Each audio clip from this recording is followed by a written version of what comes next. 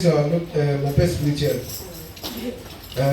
Parce que le jeudi, j'avais voyagé avec ma femme.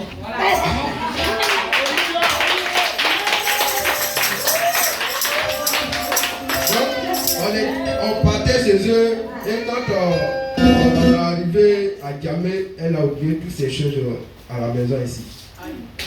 Elle était obligée de me revenir encore pour venir chercher ces choses-là. Et on allait. Je suis allé la retrouver à Djamé et on a pris ITB, c'est là on a pris la route. Pendant qu'on partait, vraiment ça n'allait pas de mon côté parce que mon ventre, ça n'allait pas. Mon ventre commence à me faire mal, jusqu'à par prière, je pense que ça commençait à diminuer un peu. Et quand on est arrivé à Boaké, d'abord de Boaké, on doit descendre à Sakasso. Et on a pris une voiture. Dès qu'on est arrivé à Sakasso net, c'est là mon père spirituel m'a appelé que vous êtes arrivé maintenant. Applaudissez peu votre père. La Bible dit que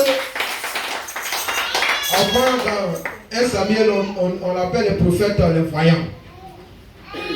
Et maintenant, on les appelle les prophètes. Le père, c'est un voyant.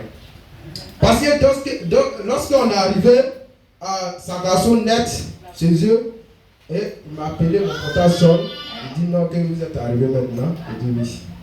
Vraiment, il m'a soutenu sur la route par prière. Et de Sakasso, on doit maintenant prendre voiture encore, aller chez eux, au village. Et on a pris la route. Tout barrage qui était en haut, elle seule, son sac là seul qui est tombé. C'est tombé, tout sac est déchiré. Et on a pris, ils ont placé ça bien, puis on a pris la route. Et avant d'arriver chez le village, il y a un autre village. Et ça veut dire que tous les habitants du village ont quitté le village. Les maisons sont construites, mais il n'y a personne dans le village là. C'est resté jusqu'à c'est devenu une forêt. Et ils m'ont dit, le chauffeur m'a dit que tu vois le village ici, là où on s'en va là-bas, là, c'est chaud là-bas. On fait des chansonneries, c'est pas du jeu. Et maintenant, je dis, mais pourquoi les villages sont là et puis c'est devenu une forêt? Non, il n'y a personne dedans.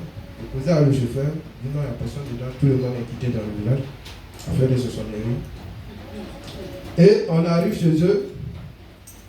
Quand on est arrivé chez eux, vraiment, 2 jours après, elle s'est couchée.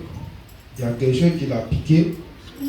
Et elle a crié que non, il y a comment dire, un petit bête qui l'a piqué. Mais en chef bête, là, on ne voit pas. C'est là maintenant, elle a appelé sa maman. Ils sont cherchés les médicaments, ils ont mis sur ses pieds.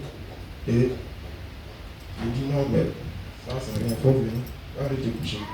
Donc, elle est venue se coucher. Le lendemain, ça va. Et on a fini tout ce qu'on pouvait faire. On devrait prendre la route dimanche. Et on a pris la route. Avant de prendre la route, moi j'ai prié d'abord. Et elle n'a pas prié. Parce que j'ai demandé, est-ce que tu as prié? Quand elle a commencé à s'en aller pas, j'ai demandé, mais est-ce que tu as prié? Elle n'a pas prié. Quand on est arrivé à Amsokro, elle préparait, elle dit non, c'est vente. Problème de vente. Jusqu'à on est arrivé à la maison ici et ça n'allait pas. C'est là que j'ai voulu pour venir à l'église ici. Dieu merci, j'ai trouvé papa, il dit mais ça n'allait pas. Ta fille, elle se sent pas bien. Donc il faut l'appeler, elle est venue. La prière, il a fait les soins, ça commence à aller et elle a été guérie. Et il pense que dans 2 jours, ça n'allait pas toujours.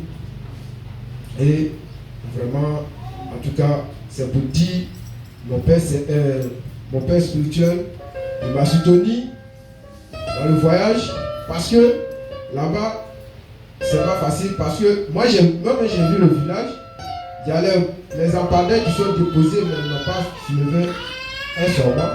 Il n'y a pas courant dans le village. C'est les tenter, payer ces tentes là-bas seulement. Mais vraiment, en tout cas, le village est dangereux. Mais par la prière de mon père spirituel, ça va. Et on est arrivé ici. C'est vrai, on est arrivé ici à maladie. Mais ça commence à... Vous voyez qu'elle se réveille, elle ne se sent pas bien toujours. Ça ne va pas, ventre là, ça ne va pas toujours. Mais je pense que mon père va faire le reste.